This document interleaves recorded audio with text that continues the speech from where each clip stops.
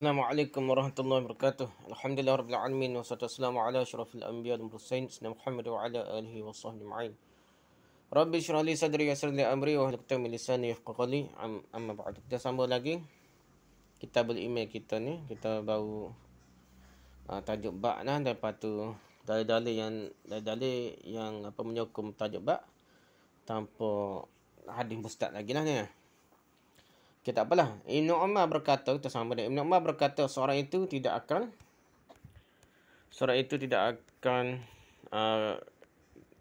gapan. Kalau ni enggak.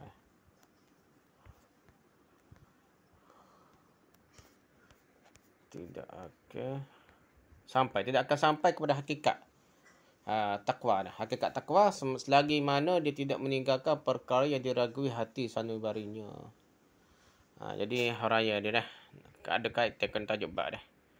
Tak apa hakikat takwa selagi mana dia tidak meninggalkan perkara diragui hati sanubarinya. Ni kata-kata Ibnu Umar dah. Dalil yang ke-15 dah. Asal ni kata-kata Ibnu Umar ini dikemukakan oleh Bukhari secara ta'liq dengan sirah jazam juga dah. Dengan lafaz dikemukakan oleh Bukhari di atas tidak diketahui siapakah yang meriwayatkannya. Lafaz Bukhari yang tak tahu cara kita hadis lain. Ni saya Bukhari ni waktu lah kita cerita sanad-sanad lah. Nak cari kitab lain takut jumpa sanad tak jumpa juga dah. Bagaimanapun mafhumnya apa yang kita boleh faham dalam hadis tu terdapat dalam hadis yang diriwayatkan oleh Muslim lah. Segi maknanya dah. Daripada Nawas bin Sam'an kata beliau. Fasa'altuhu 'anil birri wal ismi faqala Rasulullah sallallahu alaihi wasallam al-birru husnul khuluq wal ismu ma haka fi nafsika wa karihta ayattani 'alaihi nas. Bermaksudnya. Lalu aku bertanya baginda tentang kebaikan dan dosa. Maka Rasulullah SAW menjawab, kebaikan ialah akhlak yang baik. Dosa pula ialah apa yang mengganggu perasaanmu dan engkau tidak suka diketahui oleh orang. Itulah. Kebaikan ialah akhlak yang baik. Dosa pula ialah apa yang mengganggu perasaanmu dan engkau tidak suka diketahui orang. Mafhum hadis ni. Apa yang kita boleh faham hadis ni, Ibnu Umar ini, dari segi makna dia, juga terdapat dalam hadis yang diriwayatkan oleh Tirmizi, Ibn Majah dan Hakim daripada hadis Atiyah As-Sa'di secara marfu'. Ni ada hadis ni. Di segi kata-kata Nabi sendiri ada marfu' sampai kepada ni. Tapi lafaz tidak tepat lah, makna dia je. Dia dapat difahami daripada hadis. Bukannya lafaz dia ni. Lafaz hadis pula ni ialah la yablughul 'abdu ay yakuna minal muttaqin hatta yad'a ma la ba'sa bihi hadaran lima bihi ba'sun.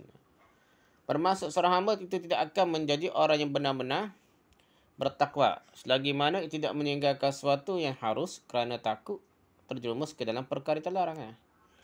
Imam Tirmizi menghukum hadis ini sebagai hasan gharib. Hakim pula mengatakan ia sahih. Dan keputusannya disokong oleh Az-Zahabi. Jadi Az-Zahabi sokong hakim dah. Sahih bukan sekadar hasan gharib .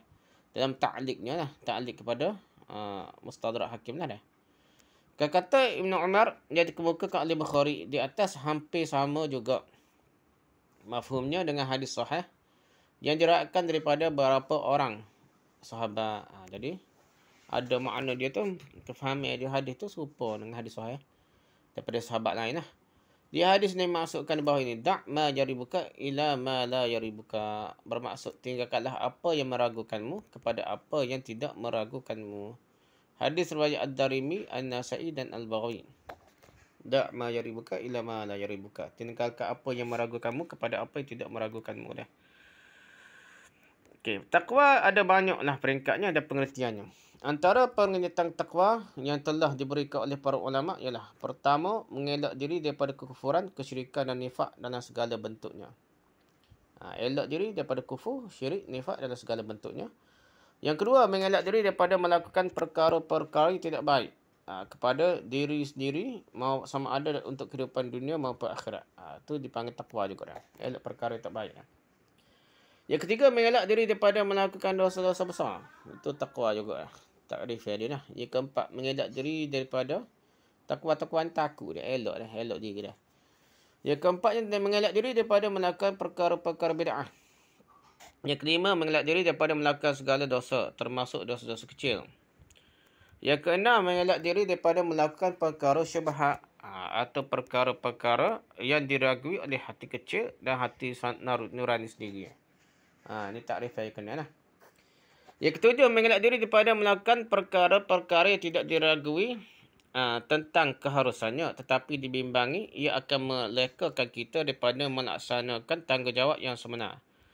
Sekiranya ia dilakukan secara berterusan. Secara umumnya, kesemua maksud takwa yang diberikan di atas boleh dikaitkan dengan iman. Takwa pun kait dengan iman juga. Maksudnya maknanya sama jugalah mengikut Imam Bukhari ni. Memang pertujuan Imam Bukhari memetik kata-kata Ibn Umar di atas untuk menjelaskan bahawa makna iman merangkumi semua maksud takwa tersebut. Jadi maksud iman itu serupa takwa. Sama makna lah. Dalam setengah riwayat malah tersebut perkataan imam di tempat perkataan takwa ni. Ada riwayat lain sebut iman ganti takwa tersebut. Demikianlah kata al-Aini lah. Ada orang yang sampai ke puncak ketakwaan apabila segala bentuk takwa menghiasi dirinya. Dan ada juga orang tidak sempurna sifat ketakwaannya, maka dapatlah disimpulkan bahawa iman memang ada lebih dan ada kurang pada orang-orang yang beriman. Orang beriman pun ada lebih ada kurang iman. Takwa pun ada lebih ada kurang, iman pun ada lebih kurang. Sama maknalah iman dan takwa. Iman juga mempunyai komponen-komponen juzuk-juzuk yang dapat menyempurnakannya. Dengan itu tertolaklah fahaman golongan Murji'ah yang mengatakan maksiat langsung tidak menjejaskan iman seseorang. Hak ni tolak lah. Kalau benar begitu, kenapa orang yang orang yang tidak mengelak diri atau tidak bertakwa dan tidak meninggalkan perkara yang diragui hati senabarinya sahaja pun dikatakan tidak akan sampai kepada hakikat takwa. Bukankah itu berarti orang yang bertakwa dengan segala erti yang tersebut di atas akan sempurna ketakwaannya dan akan sampai ke puncak keimanan? Pada bagaimanapun, maksud takwa yang ingin dijelaskan oleh Ibn Umar di sini ialah mengelak diri daripada melakukan perkara-perkara syubhat. Ini difahami melalui kata-katanya. Apa-apa yang diragui dalam hati sanubarinya. Antara faktor ya. Tak tergen. Tukar khabar tersebut. Tukar lah.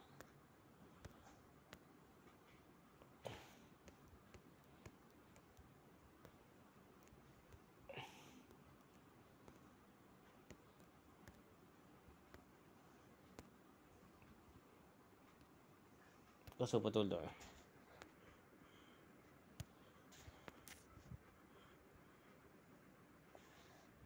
Apa dah?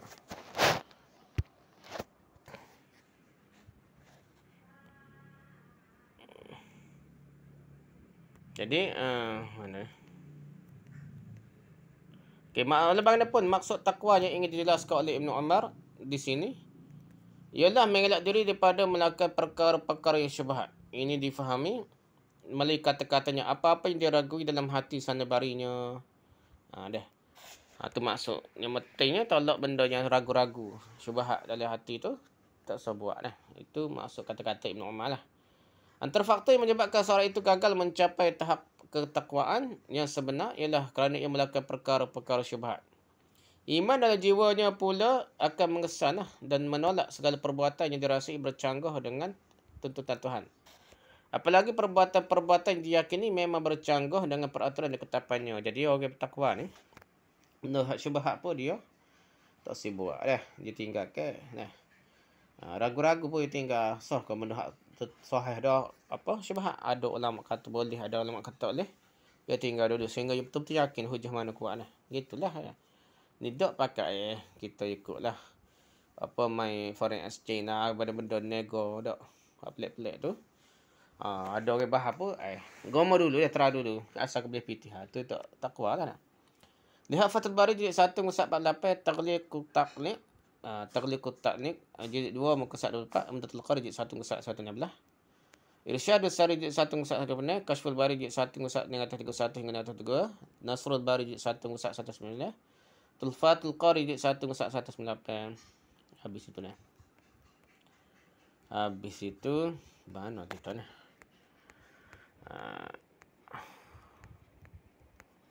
Panjang jauh lah kita ni. Kita cek dulu. Mujahid lah. Mujahid berkata ketika mentafsirkan firman Allah. Mujahid kata. Siapa dia Mujahid? Oh, gitu patut pergi jauh ni. Okey, Mujahid. Biar tentang Mujahid. Beliau ialah Mujahid bin Jabr al-Makhzumi. Maula, yang ni hamba bebasan. Maula ni hamba bebasan Abdullah bin As-Sa'ib al-Makhzumi. Itu tuai dia lah. Jadi bebas. Jadi dia hamba, jadi tok guru besar ni Mujahid. Mujahid telah berkesempatan mendengar dan menerima hadis daripada Ibn Abbas, Ibn Umar, Abu Hurairah, Jabir, Abdullah bin Amr dan lain-lain. Kata Mujahid, aku telah membaca Al-Quran di hadapan Ibn Abbas sebanyak 30 kali dah. 30 hari yang ada talaqi dengan Ibn Abbas dah. Para ulama bersepakat tentang kesiqahan dan kehebatan Mujahid. Beliau adalah imam dalam fiqh, tafsir dan hadis. Riwayatnya boleh dikatakan terdapat dalam hampir semua kitab-kitab hadis dan tafsir. Mujahid meninggal dunia di Mekah dalam keadaan sedang sujud pada tahun ke-100 Hijrah.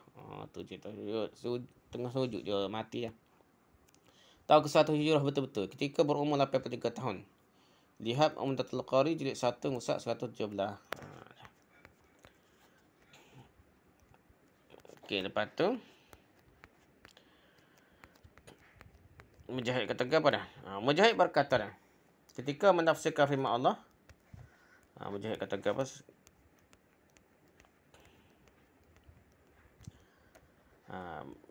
Ketika nak tafsir firman Allah Ta'ala, dia telah memberikan kepada kamu agama yang juga telah diberikannya kepada Nuh. Surah Asy-Syura 13. Maksudnya lah, kami telah memberikan kepada kamu, wahai Muhammad, dan kepadanya Nuh, agama yang sama. Agama yang sama dah. Apa maksud dia dah? Okay, dalil ke-16 dah. Imam Bukhari mukakan asar Mujahid secara ta'liq. Maksudnya tak ada sanad lah. Seterus kepada Mujahid lalu. Tetapi dengan sirah yang jazam, sirah putus juga. Maksudnya dia kata kuat lah jugalah, sahih lah. Ia diwasalkan oleh Abdul bin Humaid di dalam tafsirnya dengan sanad yang sahih lah daripada Syababah. Kata saya di kitab lain jumpa dah. Disambung oleh Abdul bin Humaid. Daripada Warqat, daripada Ibn Abi Najih. Daripada Mujahid. Itulah. Ni jumpa mana kitab mana ni. Jadi dia kata gitu dah. Abdul bin Humaid je sambungnya dah. Ibn Muzir juga membukakannya dengan sanadnya dengan lafaz wasahu anbiya'u kulluhum dinan wahidan. Telah berpesan padanya dan kepada semua nabinya agama yang satu dah. Ni Ibn Muzir lah. Tujuan Imam Bukhari memetik tafsiran Mujahid, seorang ahli tafsir yang terkenal di kalangan tabi' ini ialah untuk membidas fahaman golongan Murji'ah. Dia cerita ni nak lawan Murji'ah yang hanya berpada dengan iman sahaja tanpa menyertakannya dengan amalan. Jadi suhu sama Bukhari pun ada dua golongan Murji'ah liberal ni. Padalah asal beriman buat maksiat pun tak apa dah. Nak lawan hak tu lah kuat dalam kitab-kitab zaman dulu dah. Kerana menurut Mujahid, agama yang diamanah kepada Nabi Muhammad sallallahu alaihi wasallam adalah sama praktikalnya dengan agama yang telah diamanahkan oleh Allah SWT kepada Nabi Nuh alaihi salam, sama je. Jadi Nabi Nuh telah berhempas pula selama hampir 1000 tahun menghadapi segala rintangan dan cubaan dalam usaha dakwah kepada kaumnya. Situasi yang sama juga telah dialami oleh Nabi Muhammad sallallahu alaihi wasallam apabila selama hayat di kandung badang. Jadi sama je. Baginda telah bertukus lemus berusaha untuk merealisasikan Islam, melaksanakan Islam dalam bentuk pengamalan praktikal, bukan setakat memendamnya dalam hati saja. Sekadar dalam hati, tak payah dakwah lebih-lebih, tak payah hajar, tak payah sembahyang bel, tak apa dah. Menurut Imam Bukhari, teras agama adalah iman. Agama yang diberikan kepada Nabi Nuh terdiri daripada usul dan furu'. Demikian juga dengan agama yang diberi kepada Nabi Muhammad SAW, ada usul, ada furu'. Sebagaimana furu' sebahagian daripada agama, usul juga dia, akidah ni, iman ni sebahagian daripada agama. Kalau begitu, agama iman ada komponen-komponennya tersendiri, dan kerana itu ia murakab. Tersusun dalam juzuk-juzuk komponen-komponen tertentu, tangan, kaki ke apa dah. Bukan basit, bukan tokoh. Lihat Fathul Bari jilid 1 muka 48, Ta'liqut Ta'liq jilid 2 muka 24, Umdatul Qari jilid 1 muka 17, Irsyad As-Sari jilid 1 muka 27, Kashful Bari jilid 1 muka 32 hingga 33, Nasrul Bari jilid 1 muka 19, Tuhfatul Qari jilid 1 muka 199. Habis itu sudah. Jadi okey, habis. Ibn Abbas ketika mentafsirkan Dua perkataan adalah satu firman. Firman Allah iaitu syir ataupun minhajana. Surah Al-Maidah ayat 48 dah. Dalam Quran itu ada dah. Syir nama minhajana. Berkatalah sebagai jalan yang terang dan cara pelaksanaan syariat yang berbeza-beza maksudnya. Jalan yang terang dan syariat berbeza-beza lah. Nota kaki ke 154 dah. Dalil ke 117 yang dikemukakan oleh Bukhari iaitu tafsir Ibn Abbas terhadap syar'atan wa minhaja. Syar'atan wa minhaja. Dua perkataan firman Allah dalam surah Al-Maidah ayat ke-48 yang dikemukakan oleh Bukhari di atas adalah berdasarkan kaedah dalam atau bab tertib terbalik. Al-alif wal nashr wal ghairu murattib. Sebabnya ialah perkataan sabila itu adalah tafsiran bagi perkataan minhaja dan sunnah. Pula adalah tafsiran bagi perkataan syar'atan. Dah minhaj tu. Sabila tu tafsir bagi minhaj. Sunnah tu tafsir bagi syar'ah. Syar'atan apa tu syar'ah. Minhaj berarti jalan yang besar yang terang benderang lah. Minhaj. Dan sunnah pula ia berarti jalan-jalan kecil berlainan haluan dan arahnya. Imam Bukhari mengumpulkan asar Ibn Abbas ini secara ta'liq tetapi dengan sirah yang jazam, sirah putus. Asar ini dikemukakan oleh Al-Azhari dalam tahzibnya daripada Ibn Mahak, daripada Hamzah, daripada Abdul Razak, daripada As-Sawri, daripada Abi Ashaq, daripada At-Tamimi Arbidah, daripada Ibn Abbas radhiyallahu anhu. Abdul Razak juga mewasalkan asar ini dalam tafsirnya dengan sanad yang sahih. Perkataan syar'atan ditafsirkan oleh sebahagian ulama dengan syariat Islam secara umumnya manakala perkataan minhaj pula ditafsirkan sebagai jalan-jalan yang pelbagai dalam pelaksanaan syariat tersebut yang bersesuaian dengan tuntutan semasa. Tuntutan zaman lah. Zaman Nabi lah dah. Syariat dia dah. Lepas tu bentuk pelaksanaan kata minhaj dah. Dah syariatan secara umum dah. Contohnya syariat di zaman Nabi Muhammad SAW adalah berbeza dengan pada syariat di zaman Nabi Adam AS yang membenarkan perkahwinan sesama adik-beradik lagi pada masa tu dah. Bagaimanapun kesemua jalan-jalan syariat tersebut masih terikat dengan tuntutan iman belaka. Apa yang hendak diketengahkan Imam Bukhari menerusi pendahuluan bab ini ialah agama ini di sepanjang zaman tetap berdiri di atas dua asas yang sama pentingnya iaitu akidah dan syariat yang mewakili iman. Nak ceritanya syariat agama akidah syariat ni iman belaka dah. Syariat yang mewakili iman dan amal dah. Iman dan amal. Keduanya bagaikan aur dengan tebing saling bertautan dan saling menguatkan tanpa ada salah satu daripadanya sudah pastilah ia akan pincang. Kalau begitu agama punya juzuk dan komponen-komponen tersendiri dan ia tidak akan sempurna melainkan dengan adanya juzuk-juzuk dan komponen-komponennya itu. Hakikat ini sekaligus menolak fahaman Murji'ah dan liberal dalam ajaran sesat yang mengatakan bahawa agama atau iman seseorang boleh sempurna walaupun sebahagian daripada komponen itu ada. Tak semayang ke dalam hati saja dah. Tak pakai tudung ke apa dah. Jadi tidak gitulah dah. Jadi iman ni kena buat belakang dah. Bukan faham Murji'ah dalam hati saja dah. Tak semayang lagi maksiat dah semua berhala lagi dah. Tak apa dah dalam hati chat tu. Lihat Fathul Bari jilid 1 muka 48 hingga 49, Taqdiqut Ta'liq jilid 2 muka 25, Umdatul Qari jilid 1 muka surat 117, Irsyadus Sari jilid 1 muka 27, Kashful Bari jilid 1 muka 3 hingga 34, Nasrul Bari jilid 1 muka surat 200, Tuhfatul Qari jilid 1 muka 199. Habis itu dah. 134 dan nota kaki dah. Jadi cara pelaksanaan syariat yang berbeza. Okey, beliau juga ni. Siapa dia ni? Beliau ni Ibn Umar ke apa dia? Aduh, apa dia? Ibn Abbas dah. Ibn Abbas dah.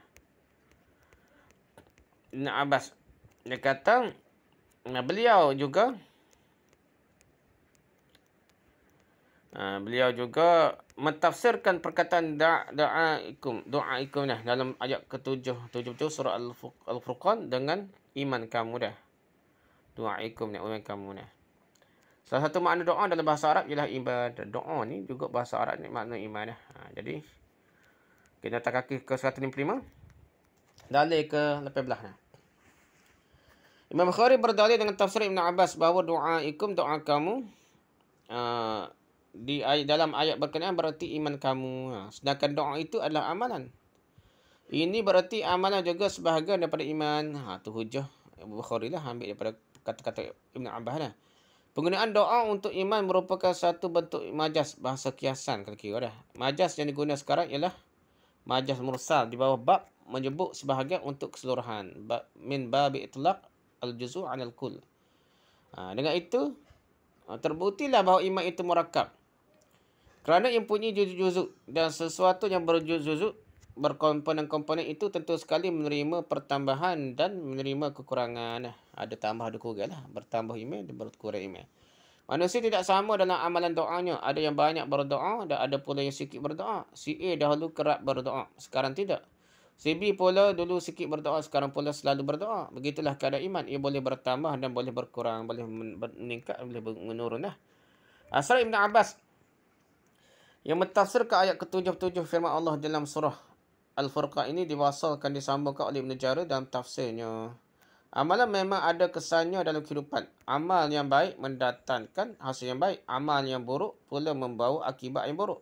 Itulah sebabnya Allah Ta'ala berfirman, "Qul ma ya'ba'u bikum rabbi laula du'a'ukum faqad kadzdzabtum fasawfa yakunu lizama." Bermaksud, katakanlah wahai Muhammad kepada golongan yang ingkar, Tuhanku tidak akan pedulikan kamu kalau tidak adanya doa iman kamu kepadanya, doa kamu ni, yang iman kamu. Tetapi bagaimana kamu akan berdoa kepadanya padahal kamu sesungguhnya telah mendustakannya? Kerana itu kelak azab pasti akan menimpa imu. Surah Furqan ayat 77. Bukankah firman Allah ini berarti doa dan iman dapat menghindarkan manusia daripada azab Allah? Dalam keadaan tidak ada doa dan iman pula manusia dikatakan pasti akan ditimpa azab Allah. Kalau begitu, di manakah kebenaran pegangan golongan Murji'ah dan lain-lain yang mengatakan amalan yang baik tidak diperlukan apabila seorang itu telah beriman dan amalan yang buruk pula tidak menjejaskan imannya? Gitulah dia kata dah. Okay, perbezaan nuskhah kitab Sahih Bukhari. Sahih Bukhari ni bukan sama dengan Quran, tak sama dengan Quran. Ya ada beza dah. Menurut satu nuskhah yang lain, sebelum doaikum tersebut perkataan bab dengan berkahwin dengan bertanwin dan waw dah. Babun dan waw lah. Begini adanya dah. Babun du'aukum imanukum. Ini satu bab doamu ialah imanmu. Ni nak ajak beri naskah kitab Sahih Bukhari lain. Kata Qastalani, berdasarkan riwayat Abu Zar dan lain-lain, di sini terdapat perkataan babun dengan bertanwin. Ia memang ada dalam satu naskah yang ditandai dan tanda tangani oleh Al-Hafiz Qutbuddin Al-Halabi.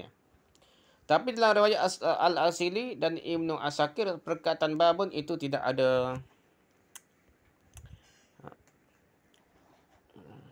Al-Kirmani menyoka pandangan yang mengatakan tidak ada perkataan babun di situ. Kata beliau, berdasarkan satu naskah yang dibaca di hadapan Al-Firabri, perkataan babun tidak ada. Jadi Kirmani sokong hak kata tak ada sebenarnya. An-Nawawi bahkan berkata terdapat perkataan babun di sini dalam banyak naskah Sahih Bukhari, tetapi itu adalah satu kesilapan yang teruk. Silap teruk dia kata dah. Dah Imam Nawawi kata. Ya, sebetulnya tidak ada perkataan babun di situ dah, kerana tiada langsung kaitannya dengan hadis yang dikemukakan selepas itu. Imam Bukhari pula telah mengadakan bab dengan katanya, babun qaulun Nabi sallallahu alaihi wasallam bunyal Islamu ala khamsin, dan hadis yang bersesuaian dengannya belum lagi dikemukakan oleh beliau. Hadis itu baru dikemukakan selepas katanya doa hukum imanukum. Kesimpulannya ialah orang yang mengira ada bab di sini, mereka membilang bab ini sebagai bab yang kedua dalam kitabul iman. Selepas bab sabda Nabi SAW, Islam itu terbina atas 5 asas. Itu bab lah, bab pertama dalam kitabul iman. Dan itu berarti tiada hadis marfu' dan musnad di bawah bab pertama kitab iman lagi. Tak ada lagi dah. Kitab bermusnad ada sanad ke apa ni, tak ada lagi dah. Orang-orang yang berpandukan nuskah yang tiada bab di sini pula membilang bab perkara-perkara yang cabang-cabang iman dan firman Allah SWT akan datang sebagai bab yang kedua kitab iman. Hadis ke-8 termasuk dalam bab di bawah bab pertama, bukan termasuk di bawah bab yang kedua. Lihat Fathul Bari jilid 1 muka 49. Taghliq at-Ta'liq jilid 2 muka 26, Umdatul Qari jilid 1 muka 117, Irsyadus Sari jilid 1 muka 117, Al-Abwab wa Tarajim jilid 1 muka 333, Sahih Bukhari bersama Hasyiah Syekh Ahmad Ali jilid 1 muka 109. Kashful Bari jilid 1 muka 34 hingga 35. Nasrul Bari jilid 1 muka 200. Tufatul Qari jilid 1 muka 19 hingga 200. Itu rujuk ya. Okey. Dan dalil berupa ayat Quran, hadis, asar-asar para sahabat dan tabi'in yang menunjukkan iman boleh bertambah dan boleh berkurang seperti yang dikemukakan oleh Imam Bukhari di permulaan bab. Imannya ini mempunyai tujuan, maksud dan latar belakangnya yang tersendiri. Apabila sejarah penulisan kitab ini diselidiki, anda akan dapati ketika ditulis dunia Islam sedang berhadapan dengan perkembangan aliran-aliran serpihan di dalam agama Islam yang terbabas daripada landasan ajaran Islam yang sebenarnya, terutamanya tentang pegangan yang berkaitan dengan akidah. Jadi Imam Bukhari pun buat kitab hadis pun untuk lawan golongan sesat macam dia lah. Golongan-golongan atau kelompok-kelompok seperti Mu'tazilah, Jahmiyah, Karramiyah, Murji'ah, Syiah dan banyak lagi kumpulan serpihan-serpihan yang lain. Dalam Islam dipanggil firqah. Kata jamaknya adalah firq. Jadi kalau sebut firq tu jamak dah. Firqah tu mufrad dah. Seorang dah. Satu kumpulan sesat. Firq ni kumpulan sesat lah dah. Manakala kumpulan daripada agama-agama lain pula dipanggil adian. Tu agama din, adian dah, jamak dah. Istilah firqah untuk kelompok-kelompok serpihan dalam agama Islam itu berpunca daripada sabda Rasulullah SAW berikut. Wa inna ummati sataftariqu ala sintain wa sab'in firqatan kullaha finnar illa wahidatun wa hiyal jamaah. Bermaksud sungguhnya umatku nanti akan berpecah pada 72 golongan firqah. Semuanya akan masuk neraka kecuali satu. Yang satu itu ialah golongan jamaah. Hadis riwayat Ibnu Majah dan Abu Ya'la. Setiap satu daripadanya mempunyai pandangan dan pegangan tersendiri dalam akidah yang berbeza di antara satu dengan yang lain. Setiap firqah tersebut terpecah pula kepada serpihan-serpihan kecil yang lain. Sebagai contohnya golongan Syiah, mereka terpecah pada lebih daripada 300 pecahan. Setiap pecahan begitu berbeza dari yang lain sehingga mereka saling mengkafirkan satu sama lain. Sama-sama Syiah ni lah. Dan masing-masing mendakwa bahawa mereka adalah satu-satunya golongan yang berpegang dengan agama Islam yang sejati. Pok Syiah begitu dah. Realiti faham dan akidah masyarakat Islam di zaman Imam Bukhari. Itulah realiti yang dihadapi oleh Imam Bukhari di zamannya. Dalam usaha menjelaskan dan memurnikan akidah-akidah yang menyimpang. Agar kembali kepada akidah yang sebenar menurut Ahlussunnah wal Jamaah, beliau telah mengemukakan dalil-dalil yang membuktikan adanya pasang surut iman seseorang manusia sebagai hujah yang menolak dakwaan golongan-golongan sesat tersebutlah dan menyeleweng. Terutamanya golongan Murji'ah, Karramiyah dan Jahmiyah yang dihadapinya pada ketika itu. Golongan-golongan ini mendakwa bahawa keadaan iman seseorang tidak terjejas dengan amalan jahat yang dilakukan mereka dah, tak jejah pada. Kuantiti iman tidak bertambah atau berkurang oleh suatu amalan. Iman pada pandangan mereka betul-betul tepu lah. Menurut kepercayaan mereka, seorang yang beriman tetap mendapat keredaan Allah dan akan masuk ke syurga walaupun dia melakukan segala macam maksiat di sepanjang hayatnya. Menurut mereka lagi, situasi yang sama juga dialami oleh orang yang tidak beriman. Mereka tetap akan menghuni neraka walaupun kehidupan mereka dipenuhi dengan segala macam amalan ketaatan. Gitulah. Kata beriman gitulah. Sebaliknya golongan Khawarij dan Mu'tazilah pula mempunyai pandangan yang amat bertentangan dengan golongan-golongan yang tersebut tadi. Ya, bertentangan dengan Mu'tazilah, Murji'ah lah. Menurut kepercayaan mereka, iman seorang mukmin yang melakukan suatu dosa besar dengan serta-merta tercabut dari dadanya dan dia akan kekal sebagai penghuni neraka buat selama-lamanya. Itu Khawarij dan Mu'tazilah. Walaupun golongan Khawarij berbeza dengan golongan Mu'tazilah daripada segi Khawarij menghukum pelaku dosa besar sebagai kafir, sementara golongan Mu'tazilah pula hanya menganggap mereka sebagai fasik. Namun definisi fasik di sisi Mu'tazilah tidaklah sama dengan fasik menurut fahaman Ahlussunnah wal Jamaah. Kerana Mu'tazilah tetap sependapat dengan Khawarij tentang kekalnya pelaku dosa besar dalam neraka juga. Itulah. Habislah bab pertama dalam Sahih Bukhari. Subhanakallahumma hamdika subhanaka wa bihamdika asyhadu an la ilaha illa anta astaghfiruka wa atubu ilaik. Assalamualaikum warahmatullahi wabarakatuh.